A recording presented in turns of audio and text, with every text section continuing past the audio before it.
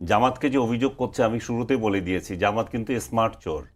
জামাত ওই টেম্পো স্ট্যান্ডে যাওয়া লোক না। ওরা প্রশাসন দখল করছে, ওরা এই বিশ্ববিদ্যালয় দখল করেছে, ওরা ব্যাংক লুট করছে। আপনি ওই যে আপা যে বললো ব্যাংকে গিয়েছে, ব্যাংক ধরছে। তারা ছোটোখাটোগুলো যাচ্ছে না, লুট করছে বলবো না, ব্যাংক তারা দখল নিয়েছে। তো তারা তাদের মতো করে রাজনীতি করবে, তারা রাজনীতি। এখন আমি যদি আওয়ামী লীগ হই, আমি কেন আপনাকে ভোটটা দেব? জামাত কেন, আমি কোথায় দিই সেটা বিষয় না, আমি আপনাকে কেন দেব? আমার ভোটটা যেখানে দিই, আপনাকে দেওয়ার মতো আপনি কি রেখেছেন? আপনি কি স্বাধীনতাকে ধারণ করেন? জামাত তো চিহ্নিত স্বাধীনতা বিরোধী। আপনি কি স্বাধীনতার পক্ষের লোক? আপনার স্বাধীনতার পক্ষের লোক হলে 5 আগস্টের পর থেকে মুক্তিযোদ্ধা এবং মুক্তিযুদ্ধকে হেয় করা, ইতিহাসকে বিকৃত করা, মুক্তিযোদ্ধাদেরকে অপমান করা, আপনি বিএনপি কোন ভূমিকা রেখেছেন এখানে?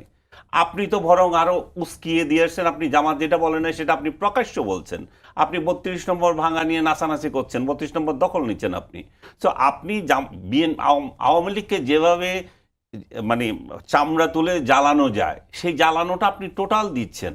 কিন্তু আপনি আশা করছেন যে আপনি মুক্তিযুদ্ধের একটা দল আপনাকে যাতে ভোটটা দে। ওরা তো কেন দেবে?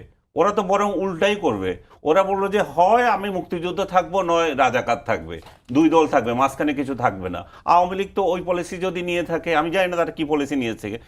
হয় বাংলাদেশের স্বাধীনতা বিরোধী যারা থাকবে তারা আমাদের সাথে তারা রাজনীতি করবে। আমরা স্বাধীনতার পক্ষের লোক, স্বাধীনতার বিরুদ্ধে লোক যারা আছে তারা একজোট হও। তোমরা তাহলে বিএনপি মাঝখানে, বিএনপি থাকার কি দরকার?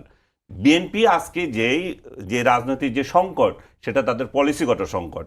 তারা তো 5 আগস্টের পরের দিনই ভূমিকা নিতে পারতো। এতদিন ধরে আওয়ামী লীগ যেটা করেছে, চেতনা বিক্রি করে খেয়েছিল। আওয়ামী লীগকে আর চেতনা বিক্রি করতে দেব না আমরা। আমরা মুক্তিযুদ্ধের ধারক বাহক। শেখ হাসিনা চলে গেছে, পালিয়ে গেছে এদেশ থেকে। তার সাথে যে চোর বাটপা যেগুলো গেছে তারাও চলে গেছে। এখন রাজনীতি আমাদের। আমরা আছি, আমরা স্বাধীনতাকে ধারণ করি, আমাদের রাজনীতি এভাবে চলবে, আমরা গণতন্ত্রকে বিশ্বাস করি। কিন্তু বিএনপি কি তার একটাও দেখিয়েছে? না তারা স্বাধীনতার পক্ষে দাঁড়িয়েছে, না তারা গণতন্ত্রের পক্ষে দাঁড়িয়েছে।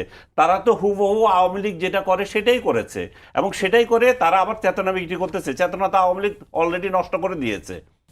কিন্তু আপনি সেই নষ্ট জিনিসটাকেও আপনি ধারণ করেন না। আপনি উল্টা জামাতের যা করে সবই আপনি হাঁ করেন। আবার জামাত কেন আপনাকে আওয়ামী লীগ কেন আপনাকে ভোট দেয় না সেটার জন্য আপনি আফসোস করবেন।